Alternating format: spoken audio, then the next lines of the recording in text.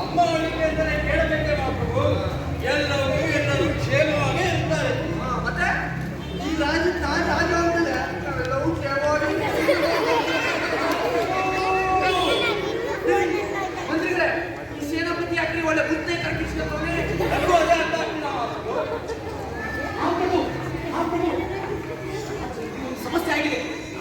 ಕೊನೆ ರಾಜ್ಯದಲ್ಲಿ ಒಂದು ಕೊಲೆ ಆಗಿದೆ. ಆ ಕೊಲೆಗಾರರನ್ನು ಸೆರೆ ಹಿಡಿದಿದ್ದೇವೆ.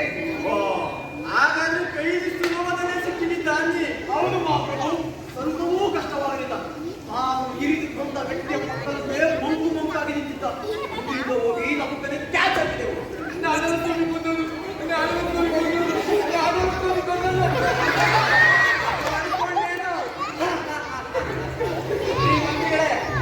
ಎಲ್ಲಾ ಕೊಲೆಗಾರರು ಸಿಕ್ಕಿಯಾಗಿಕೊಂಡ ಮೇಲೆ ಹಾಗೆ ತಾನೇ ಪಡ್ಕೊಳ್ಳೋದು. ಕೈಗೆ ಹಾಗೇನು ಹೊಡೆದಾಡಲಿಲ್ಲ. ಹೇಳಿದ ವಿನೋದಕ್ಕಿಂತ ಅವನೇ ಶ್ರೇಷ್ಠ ಎಂದು ಬೇಸರಿ. ಯಾಕಯ್ಯ ಹೀಗೆ ಮಾಡಿದೆ ಅಂತ ಕೇಳಿದ್ರೆ ಪಾಪ ಮಂಟು ಸ್ವಾಮಿ ಕೈಯಲ್ಲಿ ಮಚ್ಚಿಟ್ಕೊಂಡಿದ್ದೆ, ತೆಗೆದ್ಬಿಟ್ಟೆ. ಅಲ್ಲಿ ಓಡಾಯ್ತು. ನಾನು ಹಿಡ್ಕೊಂಡು ಹೋದ್ರೆ ಮಹಾಪ್ರಭು. ಮಂತ್ರಿಗಳೇ, ಈಗ ಏನು ಶಿಕ್ಷೆ ವಿಧಿಸುವುದು ಇವನಿಗೆ? ಅದನ್ನು ರಾಜರಾದ ತಾವೇ ನಿರ್ಧರಿಸಬೇಕು ಮಹಾಪ್ರಭು. ಹೌದಲ್ಲ? ಮೊದಲು ಕೈಗೆ ಹೇಳಿಕೆ ಪಡೆಯೋಣ. ಸರಿ, ಕಳಿಸಿ ಅದನ್ನು ಒಮ್ಮೆ ವಿಚಾರಿಸಿ ನೋಡೋಣ. ಅಪ್ಪಣೆ ಮಹಾಪ್ರಭು. ಯಾರಲ್ಲೇ ವೈದ್ಯವನ್ನು ಕರೆದರೆ ಅಪ್ಪಣೆ ಮಹಾಪ್ರಭು. ಮಂತ್ರಿಗಳೇ, ಸೇನಾಪತಿಗಳೇ, ಅವನು ಬಂದ ಮೇಲೆ ಏಕೆ ಕೊಂದ, ಯಾವ ಸ್ಥಳದಲ್ಲಿ ಕೊಂದ, ಯಾವುದರಲ್ಲಿ ಕೊಂದ ಎಂಬುದನ್ನು ವಿವರವಾಗಿ ಅವನನ್ನು ಪ್ರಶ್ನಿಸಿ. ಆಗಲಿ ಮಹಾಪ್ರಭು.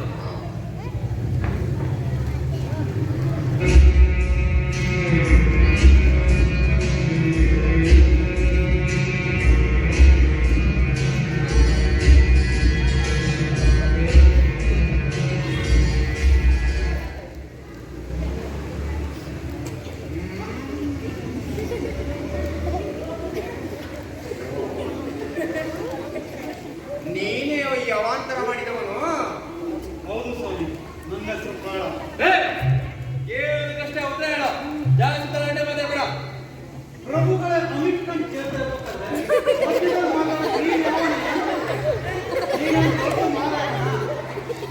ಮಧ್ಯದಲ್ಲಿ ಮಾತಾಡಿ ಡಿಸ್ಟರ್ಬ್ ಮಾಡ್ಬೇಡ. ಆಮೇಲೆ ನನಗೆಲ್ಲ ಮರ್ತ ಹೋಗುತ್ತೆ. ಫಸ್ಟ್ ಇಂದ ಹೇಳ್ಬೇಕಾಗುತ್ತೆ ನಾನು. ಮಹಾಪ್ರಭು,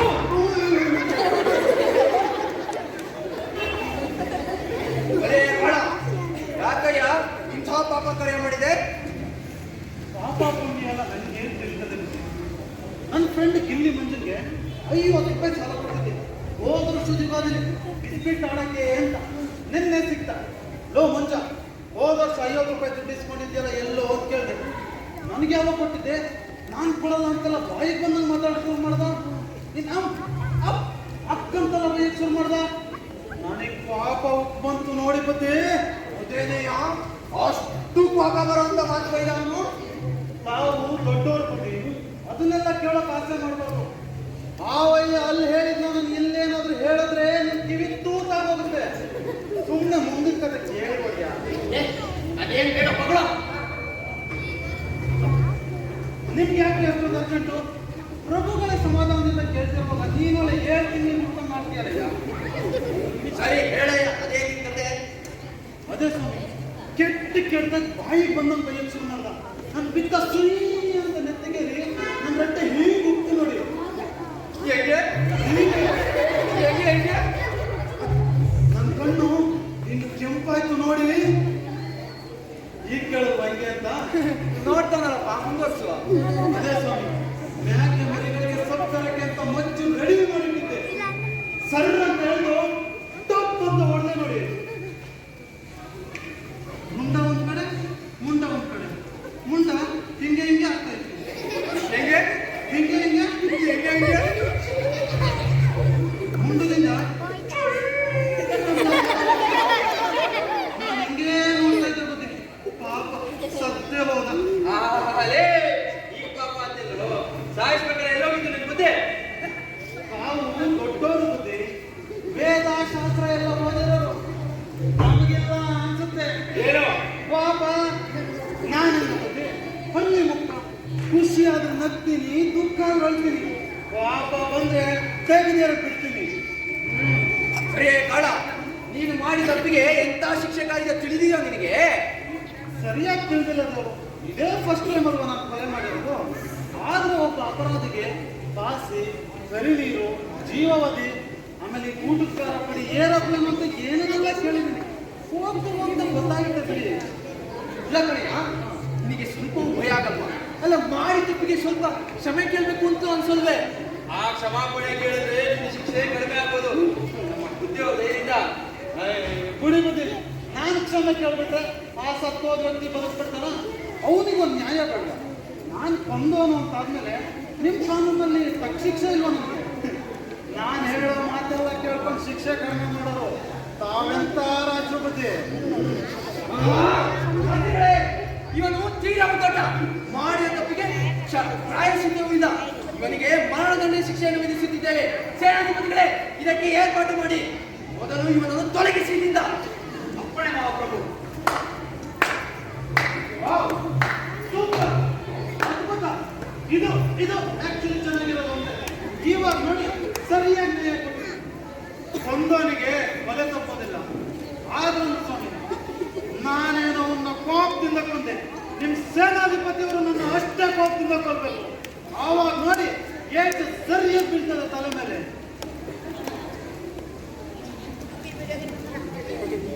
ಏನಿಲ್ಲ, ನನ್ನ ಮಕ್ಕ ನೋಡ್ತಾ ಇದ್ದಾರೆ.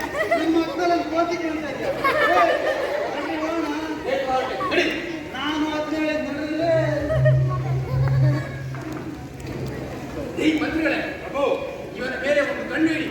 ಸಾಕ ಪ್ರಭು, ಒಂದೇ ಕಲ್ಲು. ಎರಡು ನೀಡಿದೆ. ಅಪ್ಪಣೆ ಮಹಾಪ್ರಭು.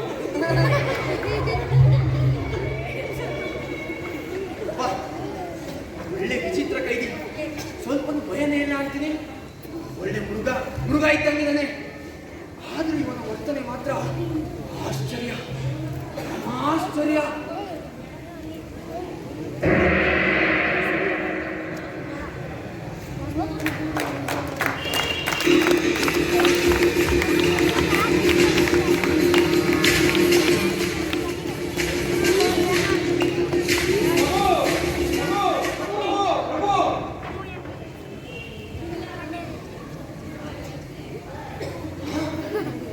ಒಂದು ಸಣ್ಣ ಸಮಸ್ಯೆ ಇಷ್ಟು ಭೂತಾಕಾರ ತಾಳುತ್ತದೆ ಎಂದು ನಾವು ಭಾವಿಸಿರಲಿಲ್ಲ. ಮಂತ್ರಿಗಳೇ, ನಮ್ಮ ಸೈನ್ಯ ಎಷ್ಟು ಬಲಿಷ್ಠವಾಗಿದೆ, ಎಷ್ಟು ಯುದ್ಧಗಳನ್ನು ಮಾಡಿ ಶತ್ರುಗಳನ್ನು ತಡೆದಾಕಿದೆ.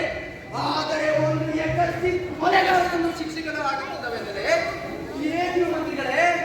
ಕ್ಷಮಿಸಬೇಕು ಮಹಾಪ್ರಭು, ನನ್ನ ಜೀವನದಲ್ಲಿ ಇಂಥ ಸೋಲನ್ನು ಅನುಭವಿಸಲಿಲ್ಲ. ನಮ್ಮದು ತುಂಬಾ ಬಲಿಷ್ಠ ಸೈನ್ಯ. ಸಾವಿರಾರು ಸೈನಿಕರನ್ನು ಕ್ಷಣಮಾತ್ರದಲ್ಲಿ ಕೊಲ್ಲಬಲ್ಲವರು ನಮ್ಮ ಸೈನಿಕರು. ಇದು ನಮ್ಮಿಬ್ಬರ ಪರಾಕ್ರಮದ ಬಗ್ಗೆ ಗೊತ್ತೇ ಇದೆ. ನಾನು ಹೇಳಿದ್ರೆ ಮತ್ತೆ ಮತ್ತೆ ಅಲುಗುತ್ತಿದ್ದೀರಿ. ಇನ್ನು ನಿಮ್ಮ ಪರಾಕ್ರಮ ನಮಗೆ ತಿಳಿದೇ ಇದೆ ಬಿಡಿ. ಅಂತಹ ಸಾಹಸಿಗಳು ನಮ್ಮ ಆಜ್ಞೆಯನ್ನು ಏಕೆ ನಿರಾಕರಿಸಿದಿರಿ? ನಮ್ಮ ಆಜ್ಞೆಯನ್ನು ಉದ್ಘಾಟಿಸುವ ಮತ್ತೆ ಇಲ್ಲ ಮಹಾಪ್ರಭು. ದಸರೆಂದು ಯುದ್ಧಕ್ಕೆ ಸಿದ್ಧರಾದ ಸೈನಿಕರನ್ನು ನಿಮಿಷ ಮಾತ್ರದಲ್ಲಿ ಕೊಲ್ಲಬಲ್ಲರು ನಮ್ಮ ಸೈನಿಕರು. ಕೆರಳಿದ ಶತ್ರುವನ್ನು ಕತ್ತಿಯಿಂದ ಕೊಚ್ಚಿ ಕೊಚ್ಚಿ ಕೊಲ್ಲಬಲ್ಲವರು ನಮ್ಮ ಸೈನಿಕರು. ಆದರೆ ಕೈ ಕಟ್ಟಿ ತಲೆಬಾಗಿ ಶತ್ರುವಿನ ಕೊಂದಾಕಲು ಅಂತ ನಿರ್ಲಕ್ಷ್ಯವಾಗಿ ನಿಂತವರನ್ನು ನಮ್ಮ ಸೈನಿಕರಿಗೆ ಹೇಗೆ ತಾನೇ ಕೊಲ್ಲಲು ಬರೆಸಿಕೊಡುತ್ತದೆ ಮಹಾಪ್ರಭು? ಅವರ ದಳಪತಿ ನೀವೇ ಏಕೆ? ಅವರ ಮೇಲೆ ಕೇಳಿದೆ. ನಾನೇ ಕತ್ತಿ ಹಿಡಿದು ಕೈದಿಯ ಮೇಲೆ ಹೋದೆ. ರೇ, ನೀವೇ ಪುರಾಣ ಓದಕ್ಕೆ ಬಂದಿದ್ದೀರೋ ಇಲ್ಲ ನನ್ನ ದಂಡಕ್ಕೆ ಬಂದಿದ್ದೀರೋ? ಪ್ರಭುಗಳ ಆಜ್ಞೆ ಅಪಮಾನ ಮಾಡ್ತೀರಾ? ಅದು ಬಿಟ್ಟ ಮಹಾಪ್ರಭು, ಅವನು ಏನಾದ್ರು ಮಾಡಿ ಕೋಪ ಪಡ್ಸೋಣ ಅಂತ ನೋಡಿದೆ. ಆ ಪಟ್ಟಿ ಮಗು ಕೋಪನೆ ಬರಲ್ಲ ಅಂತಾನೆ. ಮಹಾಪ್ರಭು ಅವನು ಹೇಳ್ದ, ನನಗೆ ನಿಂತು ನಿಂತು ಕಾಲು ನೋವು ಬರ್ತಾ ಇದೆ. ನೀವು ನನ್ನ ಕೊಲ್ತಿರೋ ಇಲ್ಲ ನಾನು ನಿಮ್ಮ ಸೆರೆ ಮಾಡೋರು ಅಂತ. ಮಹಾಪ್ರಭು ದಯಮಾಡಿ ಈ ಕೆಲಸ ಖಂಡಿತ ಸಾಧ್ಯವಿಲ್ಲ ಅಲ್ಲ? ಮಂತ್ರಿಗಳೇ, ಪ್ರಭು. ಇದೊಂದು ವಿಚಿತ್ರ ಪರಿಸ್ಥಿತಿ. ಹೌದು. ಈ ಬಗ್ಗೆ ನಮ್ಮ ಪೂರ್ವಜರು ಏನು ಮಾಡುತ್ತಿದ್ದರು? ದಾಖಲೆಗಳನ್ನೆಲ್ಲ ಪರಿಶೀಲಿಸಿದ್ದೇನೆ ಮಹಾಪ್ರಭು.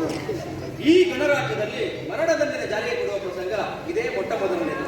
ಹಿಂದೆಲ್ಲ ಇಂಥ ಪ್ರಸಂಗ ನಡೆದಿಲ್ಲ ಅಂತಲ್ಲ, ಮರಣದಂಡನೆ ವಿಧಿಸಿದ್ದು ಉಂಟು. ಆಗ ಕೈದಿಗಳು ರಾಜರ ಕಾಲಿಗೆ ಬಿದ್ದು ಹತ್ತು ಕರೆದು ಕ್ಷಮಾಪಣೆ ಕೇಳುತ್ತಿದ್ದರು. ಇಲ್ಲವಾದರೆ ಅವರ ಹೆಂಡತಿ ಮಕ್ಕಳು ಗಣ್ಣೀರು ಕರೆಯುತ್ತಾ ರಾಜರ ಕಾಲಿಗೆ ಬಿದ್ದು ಕ್ಷಮೆ ಕೇಳುತ್ತಿದ್ದರು. ಆಗ ಉದಾರ ಹೃದಯದ ಮಹಾಪ್ರಭುಗಳು ಕ್ಷಮಿಸ್ತಾ ಇದ್ದರು. ಸರಿ, ಮತ್ತೆ ಈ ಕೈದಿಯನ್ನು ಕ್ಷಮೆ ಪಡೆ ಕೇಳ್ಬಿಡಿ ಮತ್ತೆ. ಅದನ್ನು ಕೇಳಿದ್ವಿ ಮಹಾಪ್ರಭು. ಏನಯ್ಯ ನೀನು ಮಾಡಿರುವೆ ಘೋರ ಅಪರಾಧ ಅಂತ ಅನ್ಸೋದಿಲ್ವೇ? ನಿನ್ನ ಜೀವನ ಎಷ್ಟೋ ಮೂಲ್ಯ ಗೊತ್ತಾಗೋದಿಲ್ವೇ? ಈಗೆಲ್ಲ ಕೇಳಿದ್ವಿ ಮಹಾಪ್ರಭು. ಅದಕ್ಕೇನಂತಾನೆ ಕೈದಿ? ಒಬ್ಬನನ್ನ ಕೊಡೋದಕ್ಕೆ ಎಷ್ಟು ಜನ ನಿಮಗಿಂತ ನಾನೇ ವಾಸಿ ಅಂತ ಬಿಟ್ಟ ಅವನ ಮಾತು ಕೇಳಿ ನಿಮಗೆ ಮೈಲ ಹುರಿದೋಗುತ್ತೆ. ಅದೇ ಕೋಪದಲ್ಲಿ ಅವನನ್ನು ಒತ್ತಾಡ ಹಾಕಿಬಿಡ್ಬೇಕಿತ್ತು. ಅದೇ ಕಷ್ಟವಾಗಿದೆ ಮಹಾಪ್ರಭು. ನಮಗೆ ಮಾತ್ರ ರೋಷ ಬಂದ ಸಾಧು. ಎದುರುಗಡೆ ಇರುವ ಸಂಘವು ರೋಷ ಹೋಗ್ಬೇಕು. ಆಗ ಮಾತ್ರ ಅಕ್ಕಳ ಕಡಿ ಕಡಿ ಮಾಡೋದಿದೆ ಯುದ್ಧವೇನ್ರಿ? ಒಟ್ಟಿನಲ್ಲಿ ಈ ಕೆಲಸ ನಿಮ್ಮಿಂದ ಸಾಧ್ಯವಿಲ್ಲ. ಮಂತ್ರಿಗಳೇ, ಮೊದಲು ಈ ಕೈದಿಗೆ ಏನು ಶಿಕ್ಷೆ ಕೊಡಬೇಕೆಂಬುದನ್ನು ನೋಡಿ. ಅಪ್ಪಣೆ ಮಾತು.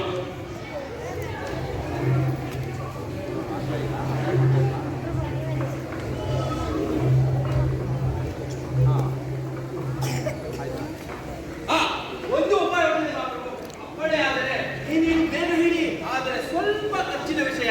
1,000-2,000 ಖರ್ಚಾದ್ರೆ ಹೇಳ್ರಿ. 1,000-2,000 ಆಗುವಂತ ಕೆಲಸ ಅಲ್ಲ ಮಾತು. ಇದು ಲಕ್ಷದ ಮಾತು. ಲಕ್ಷನೇ? ಹೌದು ಮಾತು. ನಮ್ಮ ನೆಲರಾಜ್ಯ ಕೋಲಾಲಪುರ ಇದೆಯಲ್ಲ ಮಾತು. ಅಲ್ಲಿಯ ಸೈನಿಕರು ನೂರಾರು ಜನ ಸೈನ್ಯವನ್ನು ಬಂಧಿಸಿ ಬಹಿರಂಗವಾಗಿ ವಿಚಾರಣೆ ಪಡಿಸಿ ಎಲ್ಲರ ಮುಂದೆ ಫಾಸಿ ವಿಧಿಸುತ್ತಾರೆ ಮಹಾಪ್ರಭು.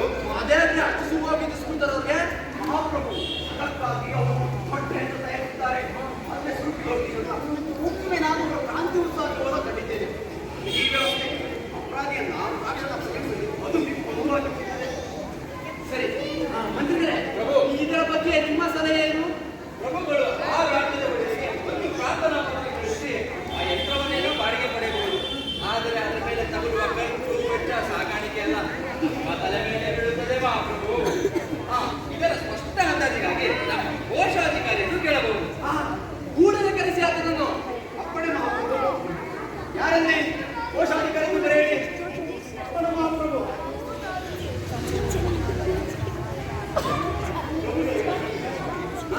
ಇರಲಿ ಕೋಶಾಧಿಕಾರಿಗಳೇ, ಒಂದು ಮುಖ್ಯ ವಿಷಯದಲ್ಲಿ ನಿಮ್ಮ ಸಲಹೆಗಾಗಿ ನಿಮ್ಮನ್ನು ಇಲ್ಲಿಗೆ ಕರೆಸಿದ್ದೇವೆ.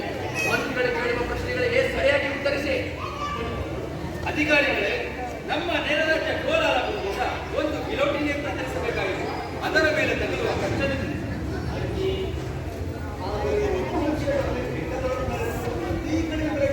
ಅದಕ್ಕೆಲ್ಲ ಟೈಪ್ ಇಲ್ಲ ಈಗ. ಸ್ವಲ್ಪ ತುಂಬಾ ಆಗ್ಬೇಕು. ಅರ್ಥ ಮಾಡಿದ್ದೀರಾ?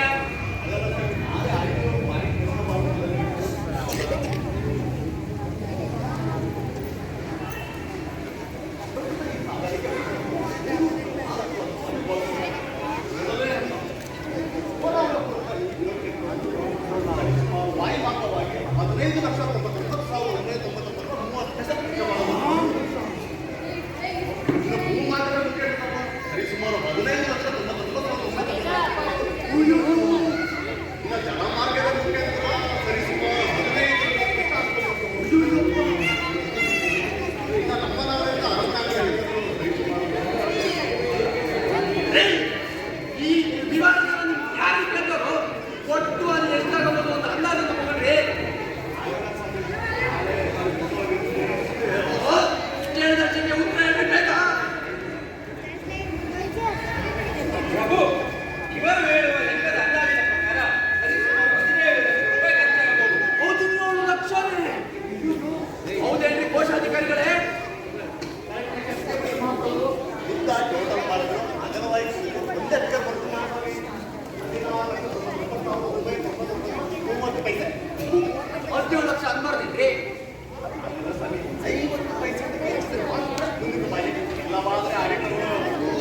ಸೇನಾಧಿಪತಿಗಳೇ, ಆ ಕೈದಿಯ ಬದಲು ಈ ಕೋಶಾಧಿಕಾರಿಗಳು ಕೈದಿಗೆಳಿಸಿ ಒಂದು ಆಡಿಟರ್ಗಳೇ ಜೀವಾವಧಿ ಶಿಕ್ಷೆ ಕೊಟ್ರಿ.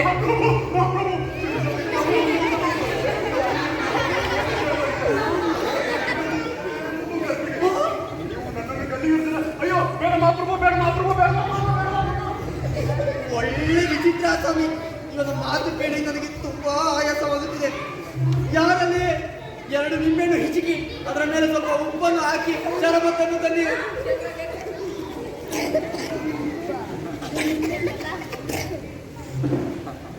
ಇಲ್ಲಿ ನೋಡಿದರೂ ಈ ಕೋಶಾಧಿಕಾರಿಯನ್ನೇ ನೋಡೋದಂಗಾಗುತ್ತದೆ.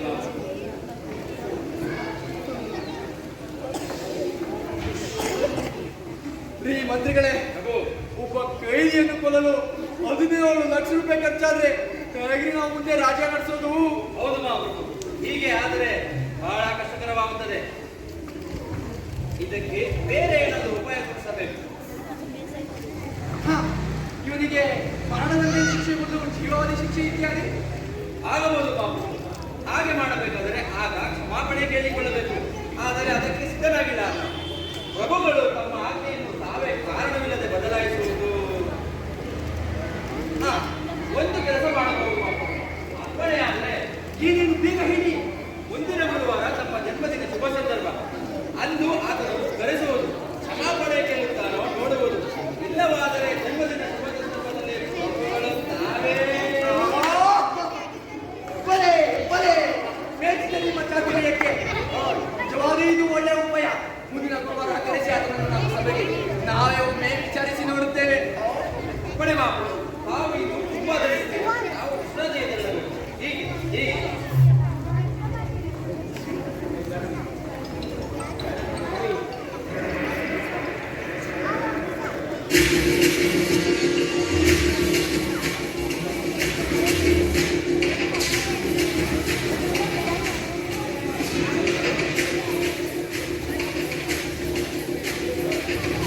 ಮಹಾಪ್ರಭುಗಳಿಗೆ ಹುಟ್ಟುಹಬ್ಬದ ಆರ್ಥಿಕ ಶುಭಾಶಯಗಳು. ಪ್ರಭುಗಳಿಗೆ ಶುಭವನ್ನು ಕೋರಿ ದೇವಾಲಯಗಳಲ್ಲಿ ವಿಶೇಷ ಪೂಜೆ ನಡೆಸಲಾಗಿದೆ. ಒಳ್ಳೆಯ ವಿಚಾರ. ಸೈನಿಕರಿಗೆ ಬೋನಸ್ ಕೊಟ್ಟು ವಿಶೇಷ ಪೂಜೆ ಮಾಡಿಸಲಾಗಿದೆ. ಪಾಪ ತುಂಬಾ ಖುಷಿ ಪಡ್ತಾರೆ. ರಾಜ್ಯಾದ್ಯಂತ ದೊಡ್ಡ ದೊಡ್ಡ ರಾಜಕಾರಣಿಗಳು ಸೀರೆ ಮತ್ತು ದುಡ್ಡನ್ನು ಹಂಚಿ ಕತ್ತಲಾದ ಮೇಲೆ ಅವರ ಮನೆಯಲ್ಲೇ ವಾಸ್ತವ್ಯ ಹೂಡಿದ್ದಾರೆ ಬಾಬು. ರಾಜಕಾರಣಿಯಿಂದ ಬಿಟ್ಟರೆ ಮತ್ತೆ ಸೆರೆಮನೆ ಕೈದಿಗಳಿಗೆ ವಿಶೇಷ ರೀತಿಯ ಭೋಜನವನ್ನು ಏರ್ಪಡಿಸಲಾಗಿದೆ. ತುಂಬಾ ಉಳ್ಕೊಳ್ಳೋದು. ಪ್ರಭು ಮಠಾಧಿಪತಿಗಳು ಪ್ರಸಾದವನ್ನು ಕಳಿಸುತ್ತಾರೆ. ಸ್ವೀಕರಿಸಿ. ಸಮಾಜಕ್ಕೆ ಅವರಿಂದ ಘಾತಕವಾಗಲಿ. ರಾಜ್ಯ ಜಾತಿಯ ಮನರಂಜನೆಗಾಗಿ ವಿಶೇಷ ನರ್ತಕಿಯನ್ನು ನರ್ತನವನ್ನು ಏರ್ಪಡಿಸಲಾಗಿದೆ. ಇದು ಇದು ರೀತಿ ಬದಲಾಗಿದೆ ವಿಖ್ಯಾತ. ಪ್ರಭು ನಮ್ಮ ಭಕ್ತಾದಿಗಳು ಬರೀ ಕಾಲ್ನಡಿಗೆಯಲ್ಲಿ ರಾಜ್ಯಾದ್ಯಂತ ಪಾದಯಾತ್ರೆ ಹೊರಟಿದ್ದಾರೆ ಮಹಾಪ್ರಭು. ಚುನಾವಣೆ ಹತ್ರ ಬಂತಲ್ವಾ, ಅದಕ್ಕೆ ಹೋಗ್ತಿರ್ಬೇಕು. ಇನ್ನು ನಾನು ಬರ್ಡೇ ಸ್ಪರ್ಧೆ ಯಾವ ಮಹಾಪ್ರಭು ತಮ್ಮ ಪ್ರತಿಮೆಗೆ ಹಾಲಿನ ಅಭಿಷೇಕ, ತುಪ್ಪದ ಅಭಿಷೇಕ ಯಥೇಚ್ಛವಾಗಿ ತುಂಬ ಬರದಿಂದ ಸಾಗ್ತಾ ಇದೆ. ಪ್ರಭು ಮತ್ತೆ ಕೆಲ ಹೆಂಗಸರು ಮಾತ್ರ ದೇವಾಲಯಗಳಲ್ಲಿ ತಮ್ಮ ಹೆಸರು ಹೇಳಿ ವಿಶೇಷ ಅರ್ಚನೆ ಮಾಡಿಸುತ್ತಾರೆ ಮಹಾಪ್ರಭು. ಇದರ ಗುಟ್ಟೇರಿರಬಹುದು. ಅದು ಬಿಟ್ಟು ಅದನ್ನ ಹಾಗೆಲ್ಲ ರಟ್ ಮಾಡಕ್ಕಾಗಲ್ಲ. ಅದಕ್ಕೆ ಅದನ್ನ ದುಡ್ಡು ಅಂತ ಕರೀತಾರೆ. ಇರಲಿ. ಆದರೂ ಈ ವಿಷಯಗಳನ್ನ ಕೇಳಿ ನನಗೆ ತುಂಬಾ ಸಂತೋಷವಾಗುತ್ತಿದೆ. ಇದೇ ಸಂತೋಷಕ್ಕೆ ಒಂದು ಸಂಗೀತ ಬರಲಿ. ಮತ್ತಿನ ಮ್ಯೂಸಿಕ್.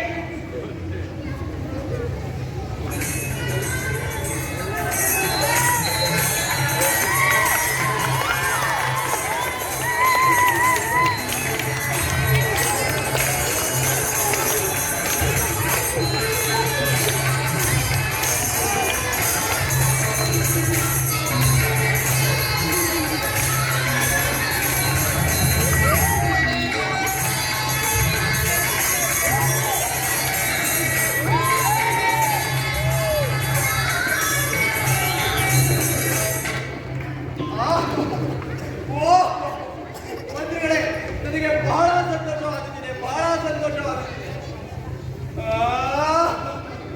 ಯಾಕೆ ಯಾಕೆ ಯಾಕೆ ಏನಾಯ್ತು?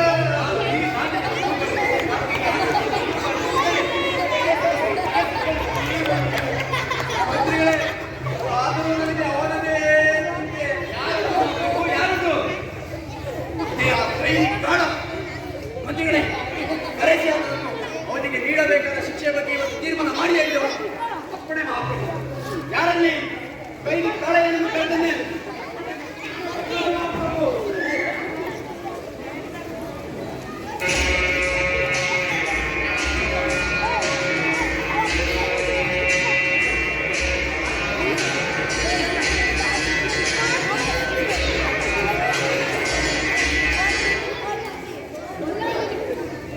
ಏನೇ ಅಕ್ಕಳ ಚೆನ್ನಾಗಿದೆಯೋ? ಬಹಳ ಬೇಸರವಾಗುತ್ತದೆ. ಯಾಕೆ, ಏನ್ ಸಮಾಚಾರ? ಪ್ರತಿದಿನ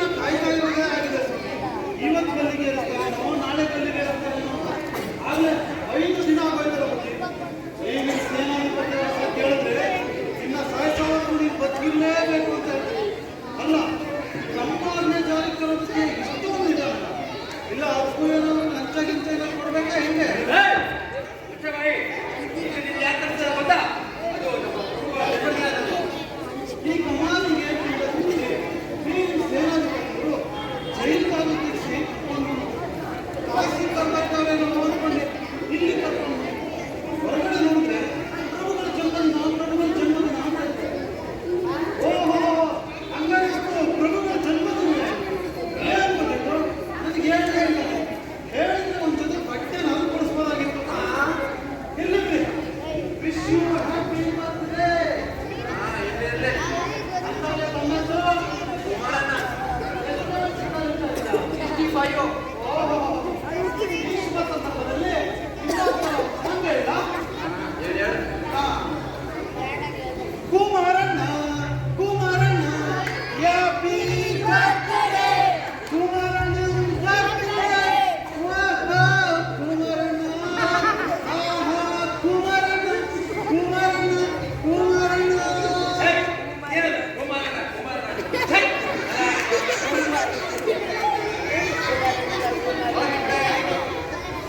ಅದು ಕಣೆ ಬೇಡ. ನನ್ನ ಈ ಶುಭ ದಿನದಂದು ಇದನ್ನು ಕಲಿಗೆ ಸೊಕ್ಕೆ ನಮ್ಮ ಮನಸ್ಸು ತುಂಬಾ ಚಿಕ್ಕದಾಗುತ್ತೆ ಕಣೆಯ. ನಾವು ರಾಜ್ಯದ ಹುಲಿಯಿದ್ದಂಗೆ ಈ ಗರೀಬ ವಿಷಯದಲ್ಲಿ ಪ್ರಮಾಣ ನಡೆದೇ ತಿರ್ಬೇಕು ಅದ್ಯಾವ ನಮ್ಮ ಗಾಢವನ್ನು ನಾನು ನೋಡಿದೆ.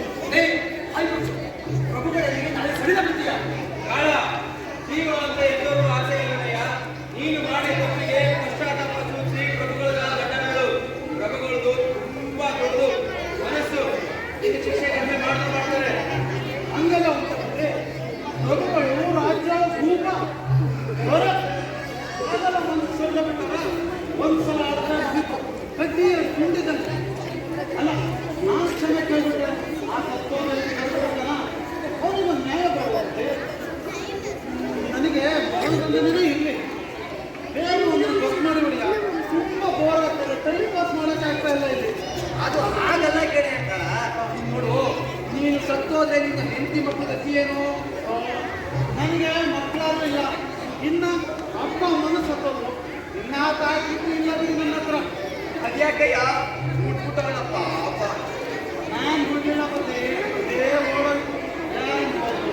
ಏನು ಯಾರಿಗೋ ಬುದ್ಧಿ ಇದೆಲ್ಲ ಸಂವಿಚಾರ ಅದನ್ನೆಲ್ಲ ಕೇಳೋ ಕಾಸ ನೋಡು ಅದು ಅಲ್ಲದೆ ಕಂಡೋರಿಗೆ ವಿಷಯ ಕೇಳೋದಕ್ಕೆ ಎಷ್ಟೊಂದು ಆಸೆ ನೋಡಿ ನಿಮಗೆ ನೋಡಿ ಹೊಡಿಯ ಮಂತ್ರಿಗಳೇ, ಇವನು ಮರಣದಂಡನೆ ಶಿಕ್ಷೆಗೆ ಎದುರ್ತಿಲ್ಲ.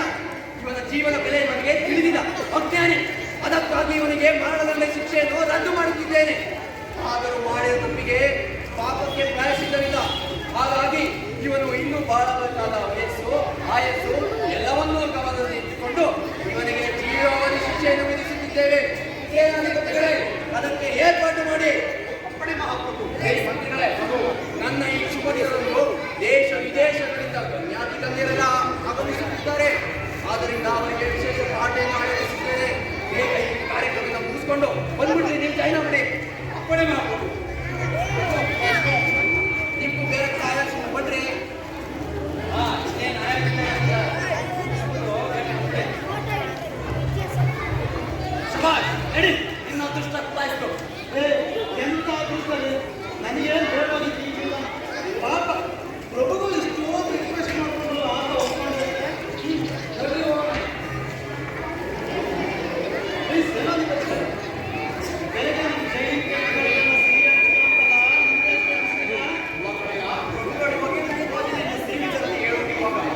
ನಮ್ಮ ಜೈಲಿಗೆ ಈ ಜೀವನ ಶಿಕ್ಷೆ ಅಂದ್ರೆ ಏನು ಶಿಕ್ಷೆ ಕೊಡ್ತಾರಲ್ಲಿ ನೋಡಿ, ಅವರಿಗೆಲ್ಲ ಕಾಣ್ತಿದೆ. ಜೀವಾವಧಿ ಶಿಕ್ಷೆ ಮೇಲೆ ಜೀವ ಇರೋವರೆಗೂ ಬೇಕು ಜೀವ ಇರೋ ಬೇಕಾ ಹಂಗಂದ್ರೆ ಬೇಕಾದ್ರೆ ಊಟ ತಿಂಡಿ ವ್ಯವಸ್ಥೆ ಎಲ್ಲ ಏರ್ಪಾಟಿದೆ. ಬೆಳಿಗ್ಗೆ ಪ್ರಶ್ನ ಓ ನಾಷ್ಟ, ಮಧ್ಯಾಹ್ನ ಭರ್ಜರಿ ಭೋಜನ, ಸಂಜೆ ಮತ್ತೆ ಸ್ನಾಕ್ಸ್, ಮತ್ತೆ ಟೀ, ರಾತ್ರಿ ವಿಶೇಷ ಊಟ. ಓ ಈ ಸೇನಾಧಿಪತಿಯವರೇ ಈ ಮಟನ್ ಊಟ ಎಲ್ಲ ಯಾವಾಗ ಕೊಡ್ತಾರೆ ವಾರಕ್ಕೊಂದಿನ ಎಲ್ಲ ಆಗಲ್ಲ ರೀ ನಿಮ್ಮ ಪ್ರಭುಗಳಿಗೆ ಒಂದು 3 ದಿನನೋ 4 ದಿನನೋ ಕೊಡಕ್ಕೆ ಹೇಳಿ. ಆಮೇಲೆ ಇವಾಗ ಕೊಟ್ಟಿದ್ದೀರಲ್ಲ ರೂಮ್ ಏನ್ರಿ ಬರೀ ಯಾವಾಗಾದ್ರೂ ಬಂದಾಗುತ್ತೆ ಫಸ್ಟ್ ನಮ್ಗೆ ಒಳ್ಳೆ ರೂಮ್ ಮಾಡ್ಕೊಳ್ಳಿ.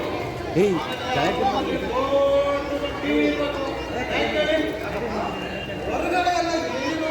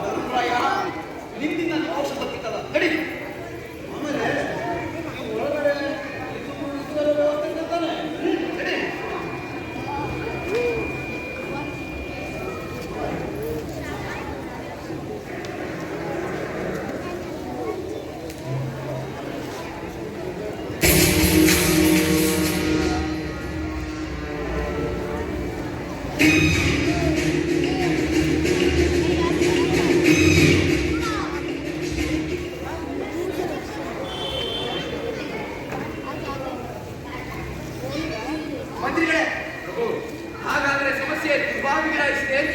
ಹೌದು ಮಹಾಪ್ರಭು. ಹೀಗೆ ಆದರೆ ಪರಿಸ್ಥಿತಿ ಕಷ್ಟಕರವಾಗುತ್ತದೆ. ಅವನಿಗೆ ಭಾಷೆ ಬಿಡಿಸಿದರೆ ಆಗುತ್ತಿದ್ದ ಖರ್ಚು ಉಳಿಯುತ್ತದೇನೋ ಎಂದು ಚಿಂತೆ ಮಹಾಪ್ರಭು.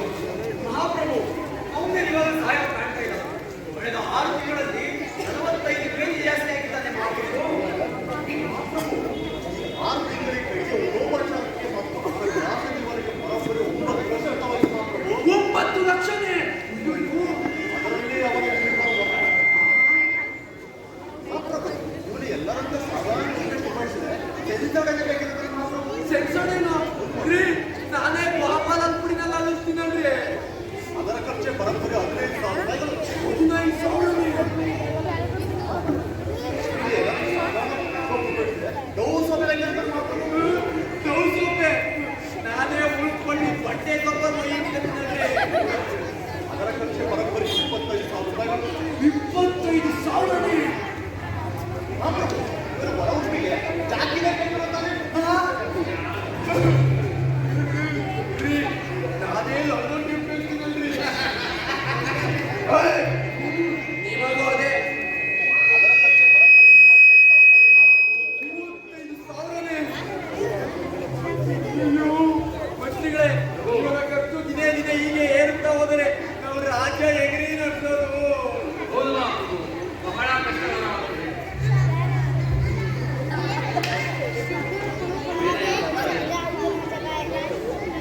ಕೋಶಾಧಿಕಾರಿಗಳೇ, ಅದರಲ್ಲಿ ಸ್ವಲ್ಪ ಅಂತಾಂಶಗಳು ಅವನಾದರೆ ಏನ್ರಿ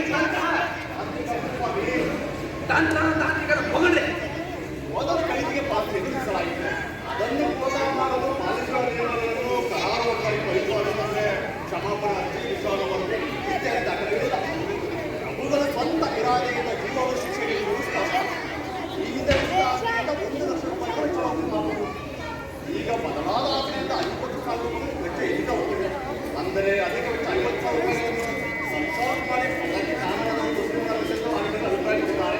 ರೀ, ಸೇನಾಧಿಪತಿಗಳೇ, ಮೊದಲು ನೀವು ತಲಾಟೆ ನನ್ನ ಮಗ ತಾನು ಗಲ್ಲಿಗಡಿಸಿ ನನ್ನ ಮೇಲೆ ಸರ್ಚಾರ ಅಸಂಬದ್ಧ. ಮಹಾಪ್ರಭು ಮಹಾಪ್ರಭು ಕ್ಷಮಿಸಬೇಕು ಮಹಾಪ್ರಭು.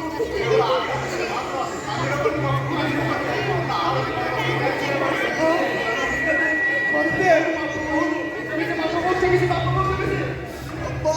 ಮತ್ತೆ ತಲೆ ಸಿಡಿದೋಗ್ತಾಯಿದೆ. ಯಾರಲ್ಲಿ 2 ನಿಂಬೆಹಣ್ಣು ಹಿಚ್ಕಿ ಅದ್ರ ಮೇಲೆ ಜಾಸ್ತಿ ಉಪ್ಪು ಸರ್ಬತ್ ತಗೊಂಡ್ರಿ.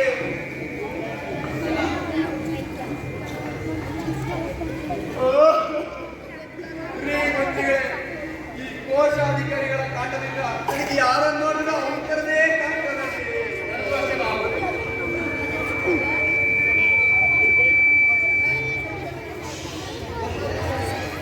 ರೀ ಮಂತ್ರಿಗಳೇ, ಮೊದಲು ಈ ಕೈದಿಯನ್ನು ಇಲ್ಲಿಂದ ಹೇಗೆ ಬಿಡುಗಡೆ ಮಾಡಿ ಓಡಿಸಬೇಕೆಂಬುದನ್ನು ಯೋಚನೆ ಮಾಡಿ. ಬೇಕಾದರೆ ಸೇನಾಧಿಪತಿ ಸಹಾಯವನ್ನು ತೆಗೆದುಕೊಳ್ಳಿ. ನಾಳೆ ಇಷ್ಟೊತ್ತಿಗೆ ನಿಮ್ಮ ಪ್ರಯತ್ನ ಏನಾಯಿತು ಎಂಬುದನ್ನು ತಿಳಿಸಿ ಮೊದಲು ಈ ಸಮಸ್ಯೆಯನ್ನು ಇಲ್ಲಿಗೆ ಮುಗಿಸಿ ಬಿಡಿ. ಅಪ್ಪಣೆ ಮಹಾಪ್ರಭು. ಹಾಗೆ ಆಗಲಿ. ತಾವು ತುಂಬಾ ನಡೆದಿದ್ದೀರಾ. ನಾವು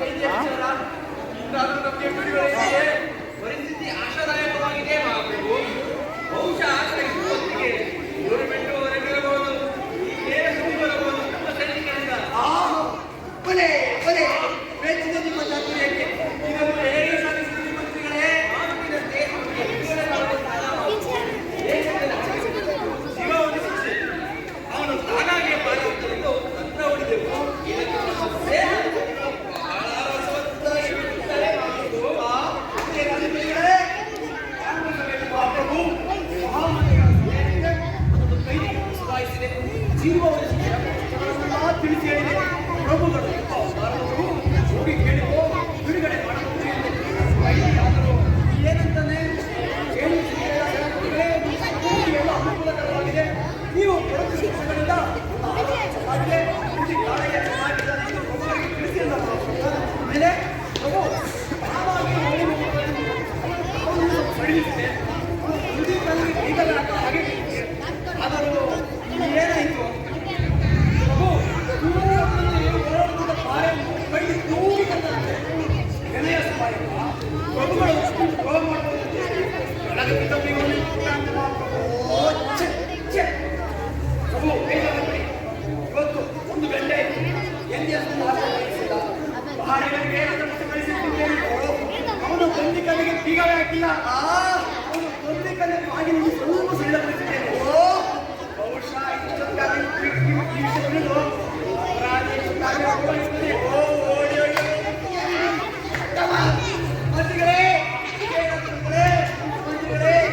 ನನಗೆ ಈಗ ಬಹಳ ಸಂತೋಷವಾಗಿದೆ. ಮಂತ್ರಿಗಳೇ ನನಗೆ ಏನು ಬೇಕು ಏನಾದರೂ ಪ್ರಭು ನನ್ನದು ತಮ್ಮಲ್ಲಿ ಒಂದೇ ಕೋರಿಕೆ. ನಾವು ಆಹಾರವನ್ನು ತಿಳಿಸಬೇಕು. ಯಾಕಂದ್ರೆ ಆಗಿದೆ ಮಹಾಪ್ರಭು. ಹೋಗಿದ್ರೆ ಆಯ್ತು.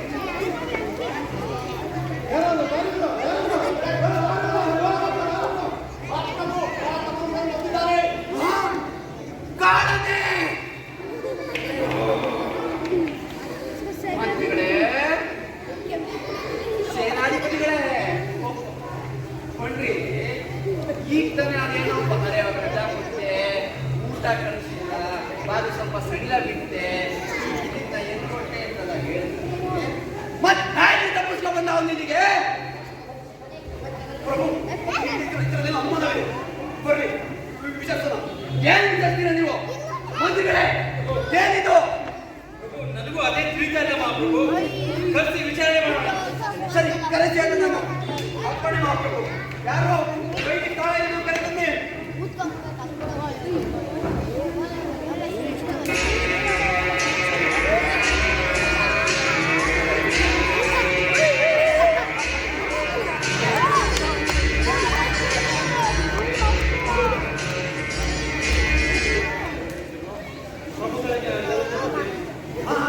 ಇಲ್ಲಿ ನಿನ್ನ ರಾಜಭಕ್ತಿಗೆ ನಾವು ಮೆಚ್ಚಿದ್ದೇವೆ.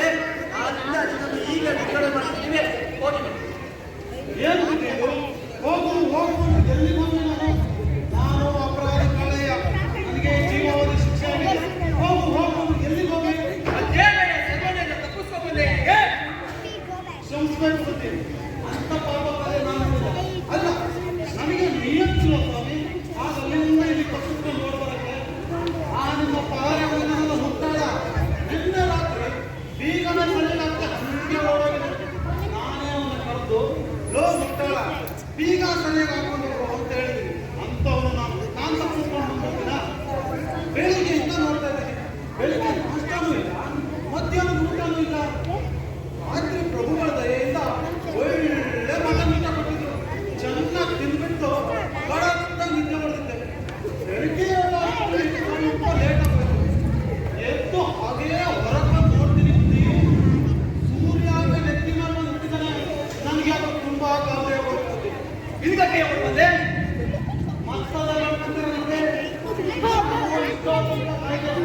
ಡೈಲಿ ಶಿಕ್ಷೆ ಕೊಡೋನು ಬಂದಿಲ್ಲ. ಡೈಲಿ ಶಿಕ್ಷೆ ತಗೊಂಡು ಅಭ್ಯಾಸ ಆಗಿರೋ ಕೈಗಳಿಗೆ ಇವತ್ತು ಶಿಕ್ಷೆ ಇಲ್ಲದೆ ಕೈಯ ಚುರುಚುರ ಅನ್ನೋ ಚುರ, ಕೈ ಜೊತೆಗೆ ಕಟ್ಟಲು ಚುರುಚುರ ಅನ್ನೋ ಚುರ. ಅದಕ್ಕೆ ಒಳ್ಳೆ ಒಳ್ಳೆ ತಮಾಷೆ ಮಾಡ್ತಾರೆ. ನಾನೇ ತುಂಬಾ ಮೊದಲು ಪಾಸೆ, ಆಮೇಲೆ ಜೀವಾವಧಿ ಶಿಕ್ಷೆಗೆ ಗುರಿಯಾಗೋದು.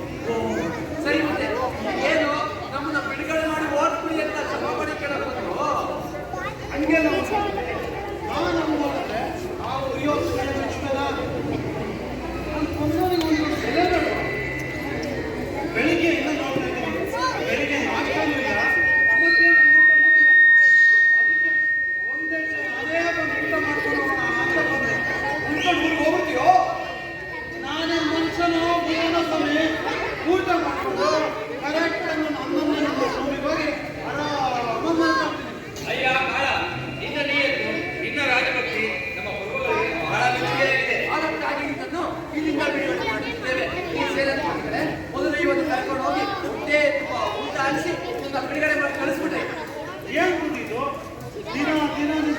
ಹೀಗೆ ಬದಲಾಗ್ತಾ ಇದೆಯಲ್ಲ ನಿಮ್ಗೊಂದು ಮರ್ಯಾದೆ ಬೇಡವಾ? ಮೊದಲು ಪಾಸಿ ಒಪ್ಕೊಂಡೆ, ಆಮೇಲೆ ಜೀವಾವಧಿ ಶಿಕ್ಷೆ. ಪಾಪ ಪ್ರಭುಗಳಿಗೆ ಏನ್ ಕಷ್ಟನೋ ಏನೋ ಅಂದ್ಕೊಂಡು ಅದಕ್ಕೂ ಒಪ್ಕೊಂಡೆ. ಇವಾಗ ನೋಡಲ್ಲ ಶಿಕ್ಷೆನೂ ಕೊಡಕ್ಕಾಗಲ್ಲ ಅಂತಿರಲ್ಲ ನೀವು. ಇದನ್ನ ರಾಜ್ಯ ನೋಡಲ್ಲ ಬಸ್ಕಿರಿ ನಾವು. ಸ್ವಲ್ಪ ಮೆತ್ತಿ ಮಾತಾಡಯ್ಯ. ಕ್ಷಮಿಸಿ ಬುದ್ಧಿ, ಬೆಳಿಗ್ಗೆಯಿಂದ ನಾಷ್ಟನೂ ಇಲ್ಲ, ಮಧ್ಯಾಹ್ನ ಊಟನೂ ಇಲ್ಲ. ಅದೇ ಕೊಟ್ಟಲ್ಲಿ ಪ್ರಭುಗಳನ್ನ ಕೊಂಡ್ಕೊಂಡು ವಿಚಾರಿಸ್ತಾ ಇದ್ದಾರೆ. ಇಲ್ಲಿ ಕಡೆ ಕಳ ಇನ್ನ ಕ್ಷಮಿಸಿದ್ದೇವೆ. ಈ ಕಡೆಯ ಹೀಗೆ ಊಟ ಕೊಡೋರು, ಇನ್ನ ಕಾವು ಕಾಯೋರು, ಪಹರೆಯವರು ಎಲ್ಲರೂ ರಜೆ ಮೇಲಿದ್ದಾರೆ. ಹಾಗಾಗಿ ಇನ್ನ ನಿಗಾ ನೋಡೋರು ತಾವೇನು ಚಿಂತೆ ಮಾಡಬೇಡಿದೆ. ಬೆಳಿಗ್ಗೆ ಒಂದ್ಸಲ, ಮಧ್ಯಾಹ್ನ ಒಂದ್ಸಲ, ರಾತ್ರಿ ಒಂದ್ಸಲ ನಾನೇ ಬಂದು ಆರಾಮಾಗಿ ಊಟ ಮಾಡ್ಕೊಂಡು ಹೋಗ್ಬಿಡ್ತೀನಿ. ನಿನಗೆ ಶಿಕ್ಷೆ ಕೊಡೋದು ಬೇಡನೆ ಕಳ. ಏನ್ ಬಂದಿದ್ದು ನೀವು ಹೀಗೆ ಮಾತಾಡ್ತಿರಲ್ಲ? ನಾನು ನಿನ್ನೆ ಮೊನ್ನೆಯಿಂದ ಇದ್ದೀನಿ ಇಲ್ಲಿ, 6 ತಿಂಗಳಿಂದ ಇಲ್ಲೇ ಇದ್ದೀನಿ.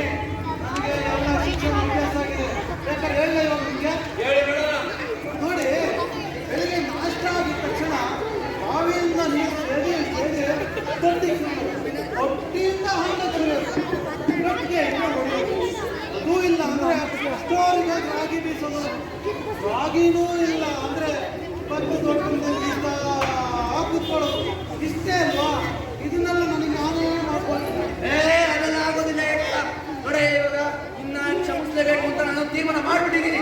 ಅದಕ್ಕಾಗಿ ನಿನ್ನನ್ನು ಇಲ್ಲಿಂದ ಬಿಡುಗಡೆ ಮಾಡುತ್ತಿದ್ದೇವೆ. ಈ ಸೇನಾಧಿಪತಿಗಳೇ, ಕರ್ಕೊಂಡು ಹೋಗಿ ಹೊಟ್ಟೆ ತುಂಬ ಊಟ ಹಾಕಿ ಹೊಸ ಬಟ್ಟೆ ಕೊಡಿಸಿ ಖರ್ಚಿಗೆ ಒಂದು 25,000 ಕೊಟ್ಬಿಟ್ಟು ಕಳಿಸ್ಬಿಟ್ರೆ. ತಾವು ಇಷ್ಟೊಂದು ಕೇಳ್ಕೊಳ್ತಾ ಇರೋದು ನೋಡಿದ್ರೆ ನನ್ನ ಕರಳು ಚುರುಕು ಅನ್ಸುತ್ತೆ. ಅಯ್ಯೋ ಪಾಪ ಅನ್ಸುತ್ತೆ. ಎಲ್ಲ ಸರಿ, ಆದ್ರೆ 20,000 ಅಲ್ವಾ, ಅದು ಸರಿ ಇಲ್ಲ. ಇನ್ನೇನೇ ಕಳ, ಇನ್ನೂ ಜಾಸ್ತಿ ಬೇಕೇ? ಸ್ವಲ್ಪ ಬಿಟ್ಕೊಬೇಡ, ಕೇಳಿ ಕೊಡೋಣ. ನೋಡಿ, ಈಗ ನನಗೆ ಅಂತ ತಿಂಗಳ ಎಷ್ಟು ಖರ್ಚು ಬರ್ತಾ ಇದೆ? ಪ್ರಭುಗಳಿಗೆ ಒಪ್ಪಿಸ್ಬೇಕು. ಸ್ವಾಮಿ, ಈ ಮಿಲಿಟರಿ ಅಂತಂದ್ರೆ ಜ್ಞಾನ ಕೋಪ, ಮೂಗಿಲ್ಲ ಕೋಪ ಅಂತೀನಿ. ಸರಿ, ಇಲ್ಲಿ ಕಡೆ ಕಾಲ ನೋಡೆಯ ನಿನಗೆ ಅಂತ ತಿಂಗಳಿಗೆ 1 ಲಕ್ಷ ಖರ್ಚು ಬರ್ತಾರೆ. ಇದು ಲೆಕ್ಕಾಚಾರ. ಸುಮ್ಮನೆ ಎಪ್ಪನ ಬಾಯ್ಕೊಂಡು ಪಡ್ಕೊಂಡ್ಬಿಟ್ಟಿಲ್ಲ. ನೋಡಿ, ಈಗ ನನಗೆ ಅಂತ ತಿಂಗಳ 1.5 ಲಕ್ಷ ಖರ್ಚು ಬರ್ತಾ ಇದೆ. ಆ 1.5 ಲಕ್ಷದಲ್ಲಿ 50,000 ನೀವಿಟ್ಟು 1 ಲಕ್ಷ ನನಗೆ ಕೊಟ್ಬಿಟ್ಟು ಆಯ್ತು. ಮಂತ್ರಿಗಳೇ, ಸ್ವಲ್ಪ ತಡೆಯಿರಿ. ಇವತ್ತೇ ಈ ಪ್ರಸಂಗವನ್ನು ಮುಗಿಸಿ ಬಿಡೋಣ. ಆಯ್ತು ಕಳ, ನಿನ್ನ ಮಾತಿಗೆ ನಾವು ಒಪ್ಪಿದ್ದೇವೆ. ಈಗ ಹಣವನ್ನು ಎಲ್ಲಿ ಕಲ್ಪಿಸಬೇಕು ಹೇಳಿ ಕಲ್ಪಿಸ್ಬಿಡೋಣ. ಇನ್ನೂರಿನ ಆಂಜನೇಯ ಅಂತ ನಾನೇ ಬಂದು ಕೂತ್ಕೊಳ್ತೀನಿ. ಈಗಿನ ಸೇನಾಧಿಪತಿಗಳು 1 ಲಕ್ಷ ಇಸ್ಕೊಂಡು ಹಂಗೆ ಹೊಂಟೋಗಿ. ಆಯ್ತು ವೆಂಕಟೇಶ್, ಹಾಗೆ ಮಾಡಿ. ಈಗ ಸೀದಾ ಹಾಗೆ ಮಾಡಿ.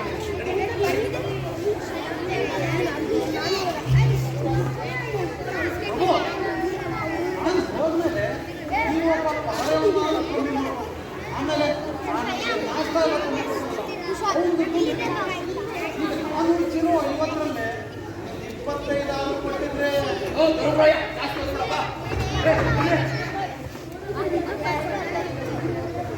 ಪ್ರಭು, ನಾವಂತವಲ್ಲ, ಆದ್ರೂ ಮಾತು ಹೇಳ್ತೀನಿ. ಪ್ರತಿ ತಿಂಗಳು ಚಿರೋರಿ ಬೆಳಗ್ಗೆಯಿಂದ ಮಧ್ಯಾಹ್ನ ಊಟ ಅಲ್ಲೇ ಇರ್ತೀನಿ. ಏನಾದ್ರು ಬರಲಿಲ್ಲ ಅಂದ್ರೆ ಇಲ್ಲ ಕಡೆ ಇಲ್ಲ, ನಾವು ಮಾತುಕತೆ ನಿಮಗೆ ಎಲ್ಲಿ ಹಣ ತಪ್ಪಿಸ್ಬೇಕು ಅಂತ ಅನಿಸ್ಬಿಡ್ತೀವಿ. ಈಗ ಸೀರೆ ಮಾಡಿದ್ಯಾ? ಓಕೆ ಅಲ್ಲ. ಆಮೇಲೆ ನಿಮ್ಮ ಸೇನಾಧಿಪತಿ ಅವ್ರ ನಿಮ್ಮ ಫೋನ್ ನಂಬರ್ ಕೊಡ್ತಾರೆ. ಯಾವಾಗ ನನಗೊಂದು ಫೋನ್ ಮಾಡಿ ತಕ್ಕಂತ ಹೇಳ್ಕೊಂಡು ಆಯ್ತಾ? ನೀವೇನು ಮಗ ನೋಡ್ತಾ ಇದ್ದೀರಾ? ಬರ್ರಿ ಹೋಗೋಣ.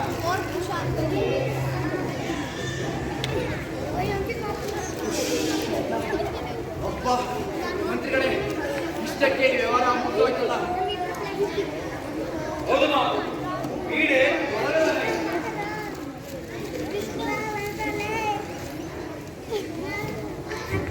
ಪ್ರಭು, ಕೋಟ ಅಧಿಕಾರಿ ಇಲ್ಲೋದ್ರೆ ಏನು? ಬಾಪು, ಬಾಪು.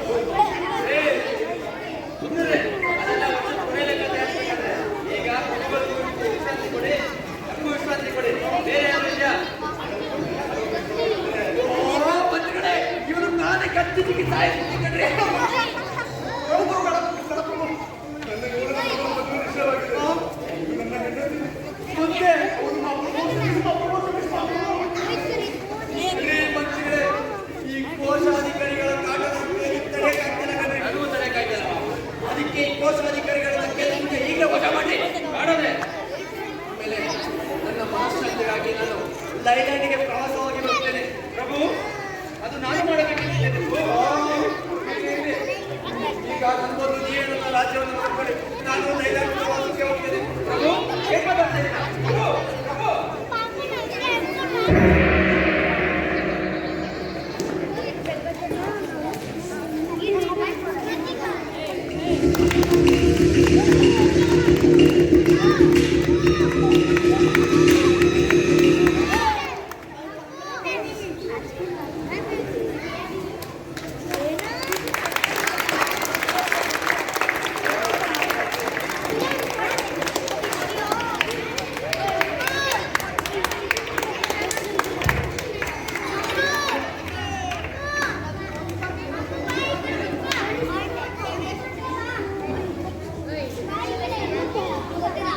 ಅವರನ್ನು ಕರೀರಿ.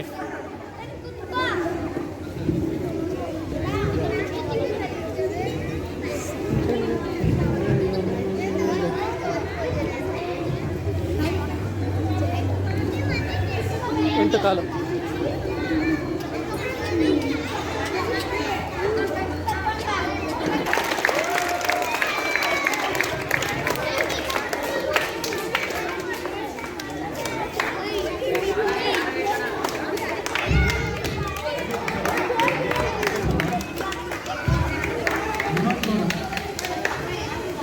ರಾಮಶ್ರೀ ಪಾತ್ರದಲ್ಲಿ ಮಹಾರಾಜನ ಪಾತ್ರದಲ್ಲಿ ಶಮನ್.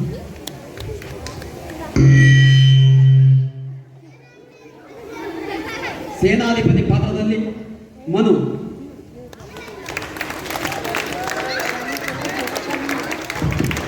ಸಂಗೀತ ನಿರ್ದೇಶಕ ನಮ್ಮ ಪೃಥ್ವಿ ಶೆಟ್ಟಿ ಅವರು ವೇದಿಕೆ ಮೇಲೆ ಬರಬೇಕು. ಸಂಗೀತ ನಿರ್ದೇಶಕ ಪೃಥ್ವಿ ಶೆಟ್ಟಿ. ನಿರ್ದೇಶನ ಗಣಪತಿ ಗೌಡ, ಜಿ ಕನ್ನಡ ವಾಹಿನಿ ಮೆಂಟರ್ ಆಗಿದ್ದಾರೆ. ಅವರೆಲ್ಲರೂ ವೇದಿಕೆ ಮೇಲೆ ಬರ್ತಾರೆ. ನಮ್ಮ ಗುರುಗಳು